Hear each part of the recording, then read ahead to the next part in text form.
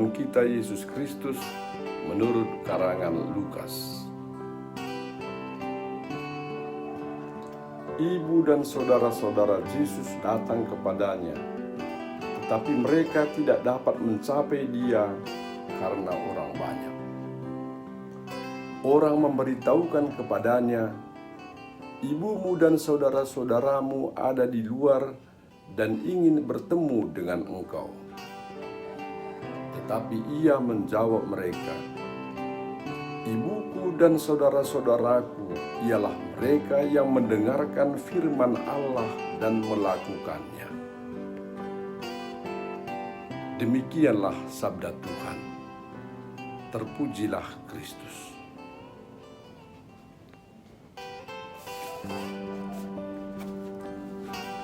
Saudara-saudara yang terkasih dalam Tuhan kita Yesus Kristus,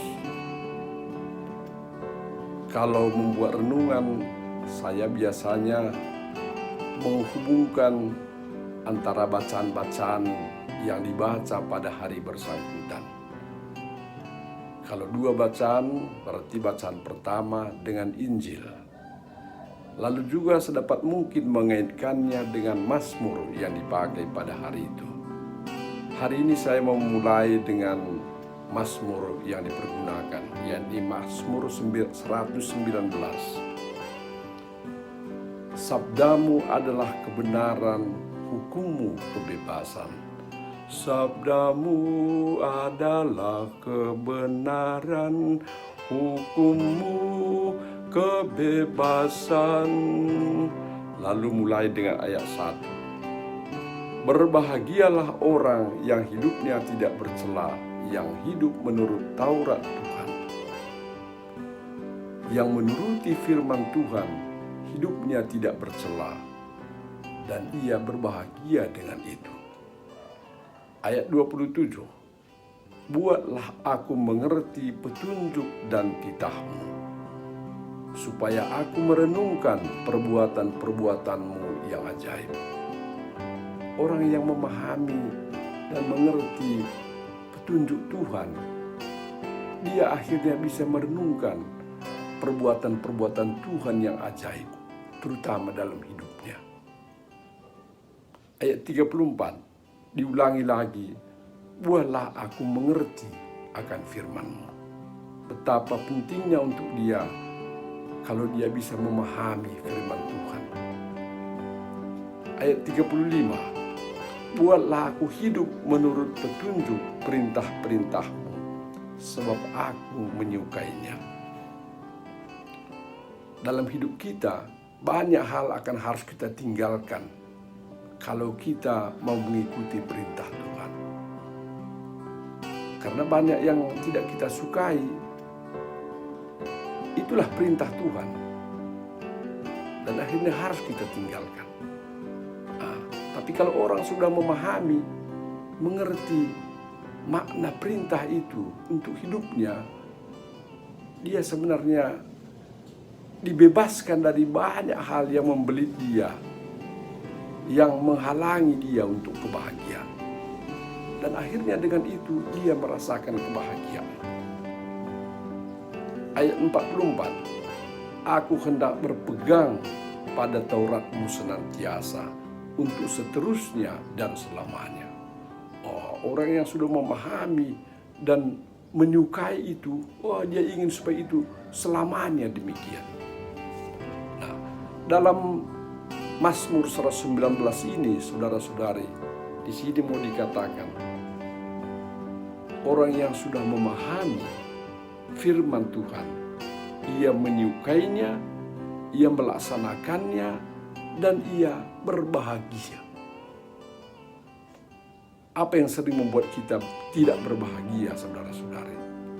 Itulah yang dikatakan di dalam kitab Amsal bab 21 yang dibaca pada hari ini. Ayat 2 dikatakan begini, setiap jalan orang adalah lurus menurut pandangannya sendiri. Kita kan sering merasa benar sendiri, kan?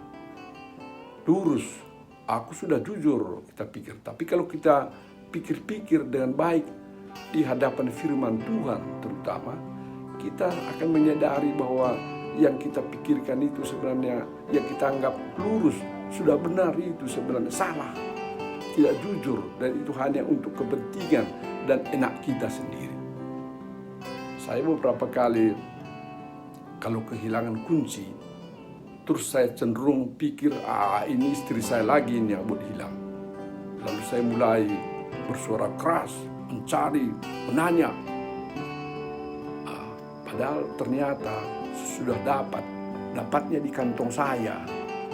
Dari tadi saya merasa benar, aku yang pas, kan, istri yang salah.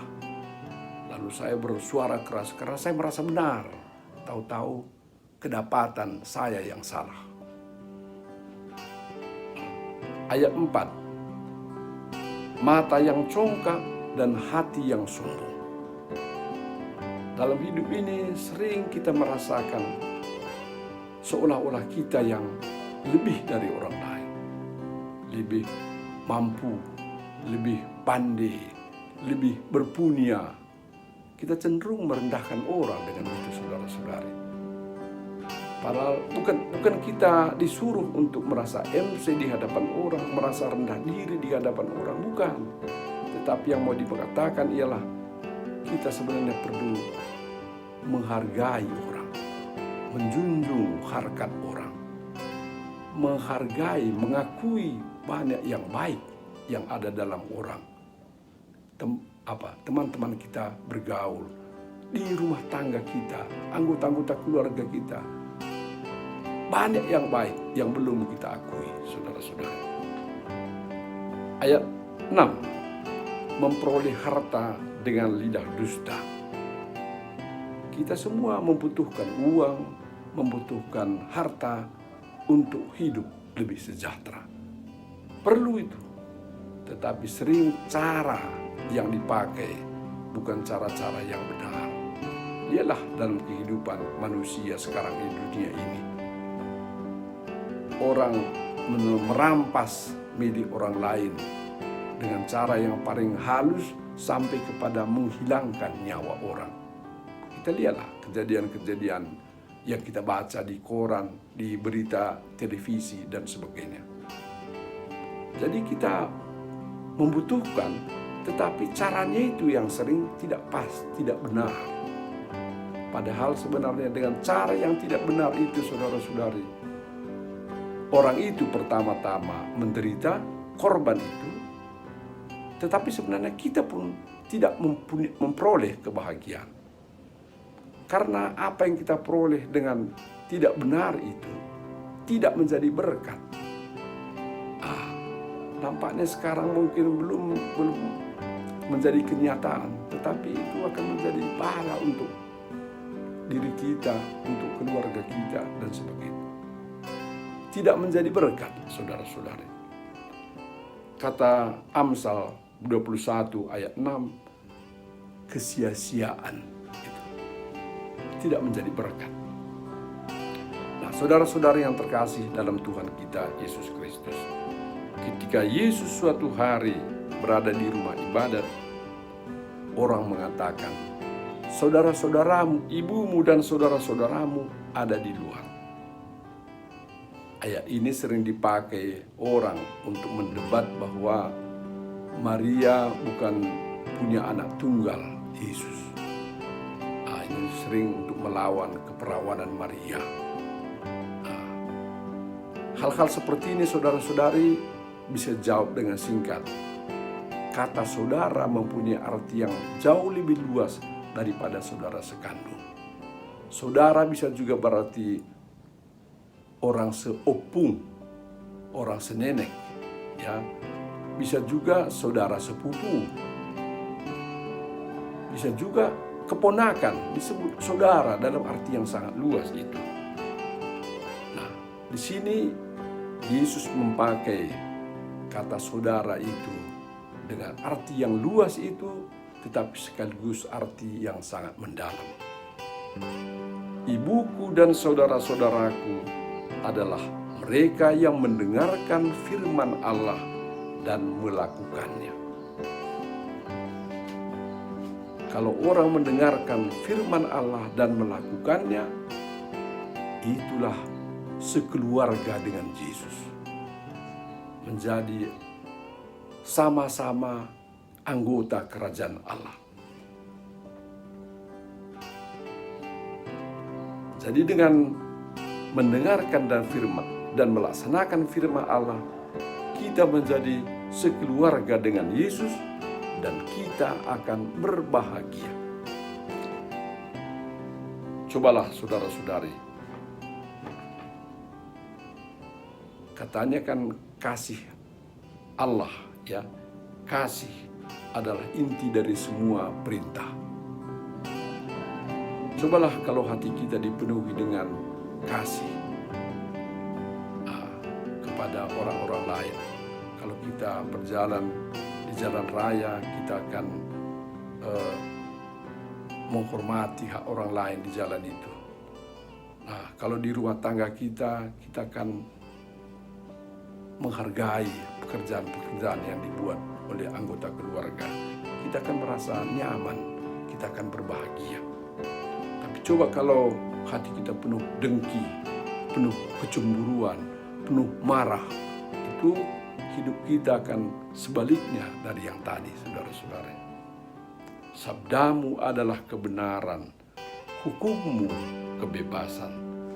Paling hebat kalau dalam keheningan malam, kalau kita berdoa dan berenung, lalu kita mendengarkan Tuhan sendiri berfirman, anakku, apa yang kau buat itu sudah benar, teruslah berbuat demikian. Atau, anakku, dosa-dosamu sudah kuampuni. Anakku, yang kau buat itu sudah bagus, teruskan itu. Nah, kalau kita merasakan itu sendiri difirmankan oleh Allah Bapa kita kepada kita, apapun kita tidak takut lagi di dunia ini. Kita merasa menjadi kuat, kita dihibur, kita dikuatkan. Sabdamu adalah kebenaran, hukummu kebebasan. Amin.